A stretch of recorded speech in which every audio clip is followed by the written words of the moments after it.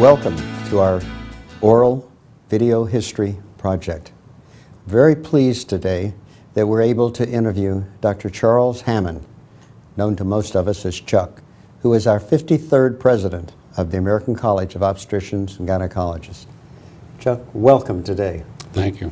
We appreciate very much your willingness to come and share a little bit of your history and your history with the college with us. But so that we get to know you, let's go back to the beginning. Where were you born? I was born in Fort Leavenworth, Kansas. As I understand, you were the son of a military family. Yes. Now, whatever made you to get to North Carolina?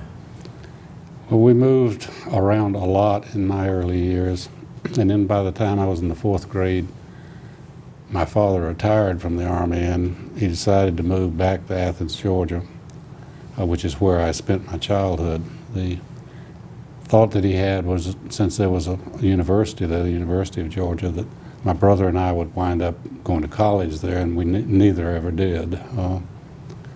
So I grew up there and was there through the end of high school. When, in your history of growing up, did you think that you'd like to become a physician? Pretty early. We lived next door to a general practitioner. He didn't do obstetrics, but he did everything else. And I had spent a fair bit of time with him. And it attracted me as something that I thought I might like to do it when I was older. I had a grandfather who was a general practitioner, but I never knew him. He died before I was born, so I didn't really have that sort of input. And beyond that, I just sort of continued with that idea through college, and that's when I decided I would go into medicine. Where did you go to college? Went to the Citadel in Charleston, South Carolina. My father had gone to the Citadel, graduated in the class of 1917. My brother wound up going to West Point, graduated there, and it was sort of, I was not, had no objection to a military environment, and so I chose the Citadel and went there. I was there only 3 years. Then I got an offer to come to Duke to med school after my 3rd year. There's a funny story about that. I ultimately got a BS degree from Duke after my 1st year there. And I wrote the Citadel and said, how about giving me a degree? And they said, no way, you didn't graduate. 40 years later, the president of the college, who was a classmate of mine, and some of my friends, classmates at the Citadel, got together and decided I needed a degree. So finally, 40 years after I started, I got a BS from the Citadel. That's a very interesting story. Not many people got into medical school after 3 years, then or now. Well, they took, I don't know, 15 or 20% of their class in those days. They don't now. I don't know that I've seen another student who came through it and after 3 years of college. When you finished medical school, or while you were in medical school, you obviously decided to go into OBGYN. What influenced you to do that? I almost hate to tell this story. When I was on Obstetrics and Gynecology, it was my first clinical rotation in the 3rd year. And the first patient I was assigned on OBGYN was a patient with a hydatidiform mole. I later on in my career went to the NIH, got enmeshed in trophoblastic disease, wound up running a center for trophoblastic disease, and did some of the more gratifying sort of clinical research that I had done in that area. And I just loved obstetrics and gynecology, and I thought, well, you know, toward the end I got down to surgery, general surgery, OBGYN and urology. Urology because they had wonderful diagnostic tools in those days.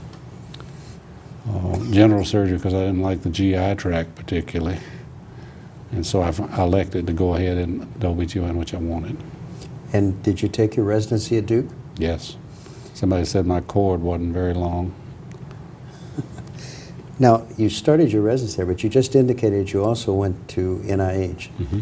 Tell us a little bit about that training, what kind of training you had. Sure. I had a year of general surgery as an internship. Those were the days when you took an internship first. I then had a year of obstetrics and gynecology, and that was the start of my residency. And after that year, I had an opportunity to go to a program at Duke of a year's duration that was basic laboratory science in those days. I had an opportunity to go to the NIH as a clinical associate and a commissioned officer in the public health service, and in turn elected to go into something that related to endocrine, which was something that interested me in OBGYN. And I wound up the first year as a clinical fellow in endocrinology in the Cancer Institute, which was studying the relationship of hormones and malignancy primarily. Interestingly, the second year, NICHD was formed, and I wound up transferring into NICHD, though I still was working in the same two areas that I was working there. And in many ways, it was like a fellowship, clinical fellow.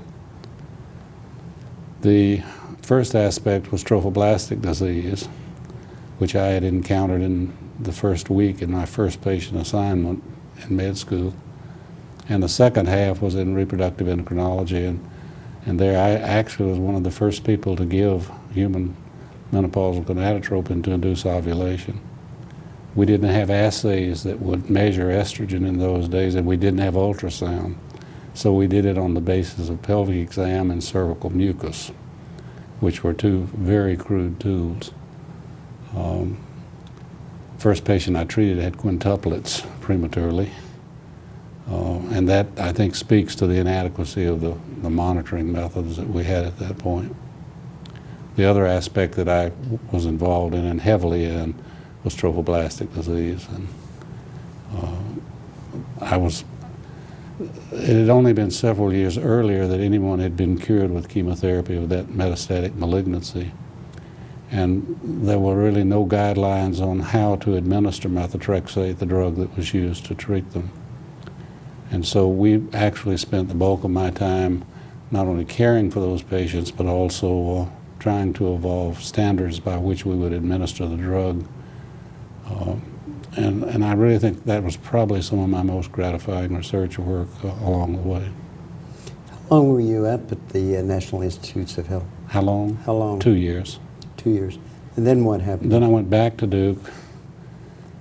Interestingly, a hybrid in the sense that I had private patients who had trophoblastic disease and who had infertility problems that needed advanced training. Interestingly enough, and I was also a resident, and so I had private patients and I had resident patients for whom I had to go get an attending to make decisions and so forth. And so I was training at the same time, and then in two areas I was, in essence, a faculty member. You were, in essence, more of a specialist probably than your mentor. Well, in those areas that's probably true, but it wasn't in the other areas. And so I did that for 4 years, which made my residency 5 years long, plus an internship. And then actually the last year I was on the faculty formally while I was still a resident. It was a very schizophrenic life. Well, what was your first really post-residency position then? I was director of the division of reproductive endocrinology. So you came in as director straight out of residency? Yes. I don't think that could happen today, do you? No, I don't think it could either. Nor do I necessarily would I recommend it. Who was your chairman at Duke at that time? My first year as a resident, Bed Carter, who was the president of the college, was still the chairman of the department, though Roy Parker was basically running the department. And when I came back, Roy Parker was the chairman at that point, and I had him through the rest of my training. And actually for a large part of your life. Yes. He's another president of the college. Yes. Yeah. So I'd have to say that it looks like Duke has been Like they used to say about Virginia being the birthplace of presidents of the United States, Duke looks like the birthplace of presidents of the college. Well, but it also said, with those two present, first of all, they were both wonderful mentors, not only technically and medically, but in advancing faculty careers. And so I got involved in the college very early, even while I was still a hybrid resident junior faculty member. I had begun to come to meetings. I had begun to be involved in things with the college. I wasn't a member till I was legal, when I'd finished. Did you ever leave Duke, or did you? Only the 2 years that I was at the NIH. What was your first appointment like as a faculty person, straight out of residency, director of a division? Well, I won't say it was with total calm, but I'd had the opportunity to deal with private patients of mine, for several years at that point when I came back in '66, so it wasn't difficult. And the areas that I was working in primarily were pretty classical problems that fell in that area, so I was comfortable with that. I remember looking at your CV some years ago, and it's rather voluminous. You've done a lot of... So am I. Not really. But tell me, what was the first research paper that you published? Second year in med school. No, it was actually the first year in med school. And the reason I remember it so distinctly, it was dealing with the effects of a thiamine on fatty liver in rodents. And that was the paper upon which Duke gave me a BS degree, because you had to do a research project. And that was basically a laboratory animal experimentation paper. Did you ever go back and do any research in that area after you became a part of it? No. So it sits out there as a solitary thing. During your time that you were at Duke, how much of your time was spent in patient care and how much was spent in direct research? The reason I really chose medicine and went into medicine is that I really wanted to take care of patients. And so I have cared for patients until 2010 when I fully retired. And it varied, the proportion of time. There was administration, the same things everybody else faces in academic medicine. Administration, education or teaching, and then obviously patient practice. I don't think at any point in my career I spent less than 50% of my time in clinical education, though some of that time was utilized in teaching around clinical care. It varied in percentile, but I didn't give much ground on that. And even when I was a chairman of an age at which people began to recruit deans, I said publicly that I would never be a dean because I couldn't practice medicine.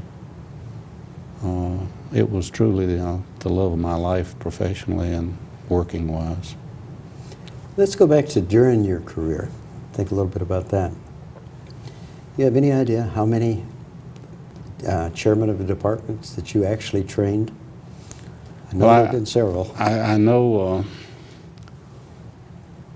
I once, for the Carter Club, which is a former trainees there, ran a tally on how many chairmen, this was probably 15 years ago, chairmen had come to other departments from our department and totaled 58. And that was 10 or 15 years ago, and it obviously is higher than that now. It was very clear that Dr. Carter and Dr. Parker had that as a priority of training academic obstetrician gynecologists, and we still do.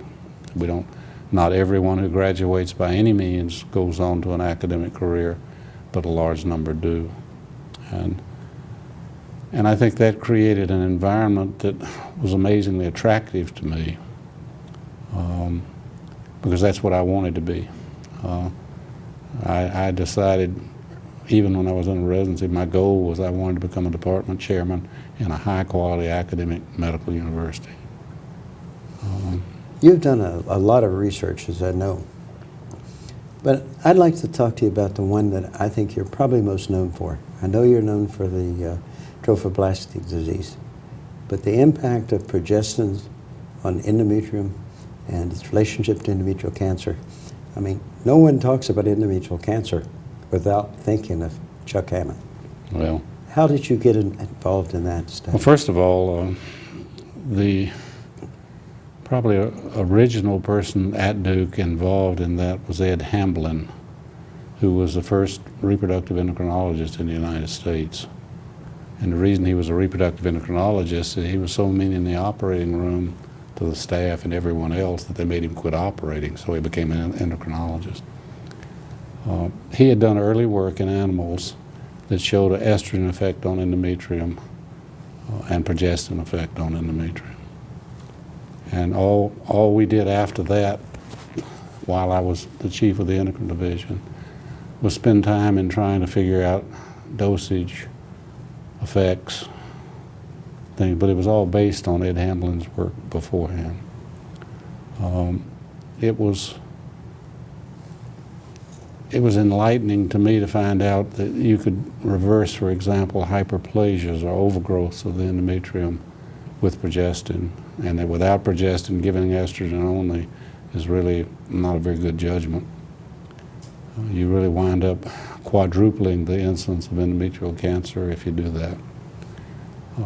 I also think you could probably eradicate very early forms of endometrial hyperplasias or maybe even early neoplasias with intense progestin therapy. I actually worry a little bit about the epidemic of obesity that's going on in this country. When you are obese, a woman winds up making large amounts of estrogen, converting it in her fatty tissues. And I really think that we probably ought to be figuring out a way to select those patients at greatest risk of hyperestrogenism and treat them routinely with progestins. Short burst, infrequent dosage, but a regular pattern to it. So I think all of those things impacted on it. We didn't have any ideas about genetic impacts on the risk of endometrial cancer, BR1, BRCA1, 2, others, Lynch syndrome. But I think, taking a problem, fortunately we had a little head start from Ed Hamblin's work that you could in turn take forward another step. Didn't answer all the questions, but I think it's worth looking into. Being somebody who was interested in endocrinology, the hormonal aspects of impact on that were, to me, pretty important. So most of my research has been clinical research. I have not really spent huge amounts of time in the laboratory other than were interesting to me to answer a question like looking at pathology or that sort of thing. When you were president of the college, I think the college put out the definitive work on the use of estrogens. Yeah. Why did you want that to occur? Well, first of all, I believe that estrogen is a normal product in normal women. And it does a myriad of things in the body, some of which have been proven to have some increased risk in areas. But I think a number of them are forgotten. For example, bone maintenance after menopause. Women with normal levels of estrogen really have much sturdier bones, and it protects the bone from it. And if you stop the estrogen, it rapidly deteriorates, and then you get into the osteoporosis and fracture sort of areas. But it probably does a lot of other things. There are more than a few studies that show estrogen only after menopause has initially cardioprotective effect, whether that's mediated totally through change in lipid profiles or whether it's some other mechanism specifically nobody really can answer. But I personally believe and did some research that suggested that cardiovascular health was improved in women who took estrogen after menopause. And then there's another whole area that gets into sexuality, maintenance of the vagina, comfort with coitus, So I think there are a number of benefits that you can really ascribe to estrogen continuing presence in a woman. Unfortunately, you have to balance that with, if she has a uterus in place, if you give estrogen only, you obviously increase her risk of endometrial carcinoma, cancer. So you're having to weigh one or the other. The Women's Health Initiative trial, of which we were not a part, and I turned it down because they had one arm that was going to treat women with a uterus with only estrogen, and I wrote them and said that I think that is unethical, because I think we know very comfortably that treating a woman with a uterus that has endometrium that responds, you're going to increase her risk of malignancy. And they didn't want to do a study without that. Interestingly, 2 months later, they changed their mind and they went back to the no progestin with the estrogens. But it was too late to join the study at that point. The WHI was a huge study, and it was reasonably properly done, not totally. But it basically suggested and raised the specter of breast cancer being increased in women who took estrogen. And if you break it apart, if she took estrogen only, in actuality, she had protection for the first 10 years after she started taking it. If she took progestin with it, which is to protect the endometrium, there was a higher incidence, though not as high as they tried to make it sound. I think it was a useful study. I do not think it was a definitive study. Primarily, I think the ages of the patients that they started in the project were not the time of menopause. And so you really had an artifact at the very start of the process. It created quite a bit of furor. Yes, it did. Let me go back. You said you started getting involved in the college at the, literally while you were a resident in the early stages. What positions have you held in the college? Well, first of all, initially there was no junior fellows in those days. And so you had to pass your boards, which meant you were several years out. But even before that, and while I was a resident, Roy would take me to meetings of the college and activities of the college. And so I began to learn and be involved, though not formally. After I joined the college, which was as soon as I passed my boards, which would have put it in early 70s, I then began to get involved. And through the years, I've been, I think, on most committees the college has.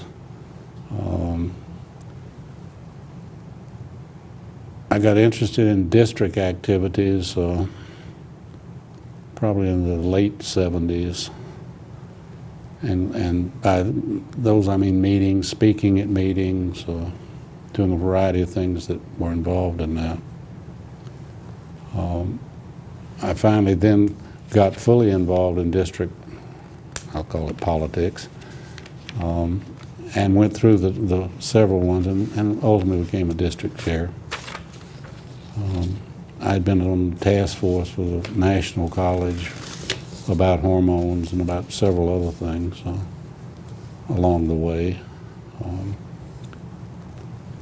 And I enjoyed the district activities, and I sort of hungered for national activities. And so I ran for president the year, I guess it was the year, no, it was the year before I made the first run, got trounced.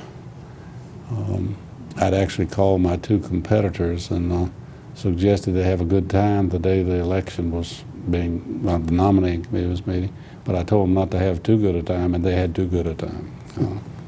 So I went back, became district chair, and then ultimately ran again. You also became chair of the Council of District Chairs. Yes. So you were elected by your own peers to the highest position within the district hierarchy. I've been lucky. Well, luck sometimes has to do with it because of timing. Yep. but it also has to do with the leadership ability of the individual. So don't be too self-depreciating. Okay. Let me ask you a question. What has been your most disappointing experience during all your time in ACOG with the college? Probably I didn't get elected the first time around. I won't ask you what's been your most exciting position. It was president. Tell me about your presidency. How did you enjoy your presidency? I loved it. Not everything that happened during it, but the process, the people, the staff. The college is a wonderful, wonderful resource when you're trying to do things. I was president in 2002, and that was a time in which malpractice and medical malpractice insurance was on the front burner. There were lots of lawsuits and lots of losses nationally, and the insurers were taking advantage of that and racking up the cost of malpractice insurance. And that was frankly driving people from obstetrics gynecology. It's not too difficult to find things that you can point to that may or may not be valid, but wind up getting a diagnosis, if you will, by the attorneys that you did something wrong. And the vast majority of those are proven not to be medical malpractice. But at any rate, the rates were going up. People were not electing to go into obstetrics gynecology, American medical students in particular. I would say that was 85–90% of my year. We were on the Hill with attempts to sway malpractice reform. We were developing a PAC to try to do that even better. So it was a year of a lot of that sort of thing revolving around how do we get the law overturned that created this sort of monster. It's ameliorated some since those years, but I learned an awful lot about government during that year.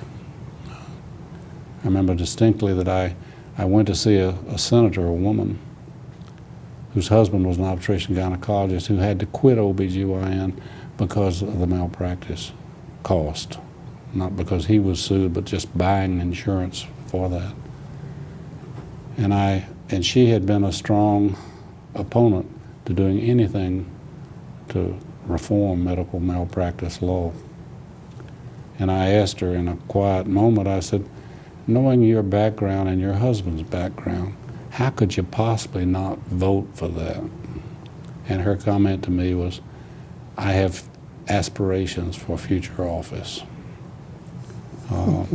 I became a little more disenchanted about the governmental system after that. Yeah. Because of your experience, we now have a grievance procedure. We now have a attestation of expertise and a few other things. I think you should be proud of that. Well, I am proud of those. The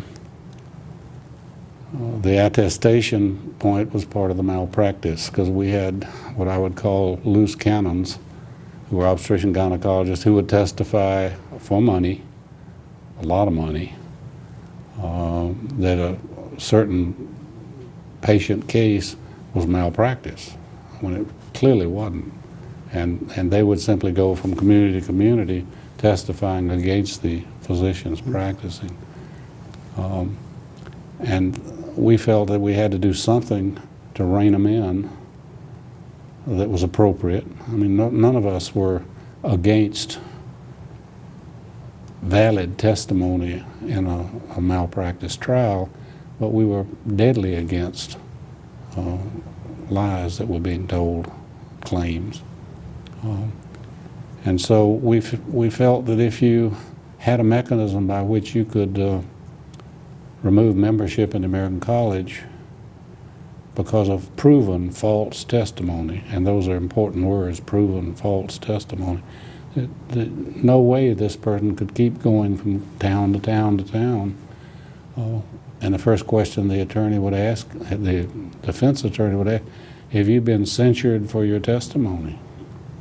Well, booting you out of the college was a pretty good censure. And so a grievance process was put in place, and it was well advertised, and it was enforced.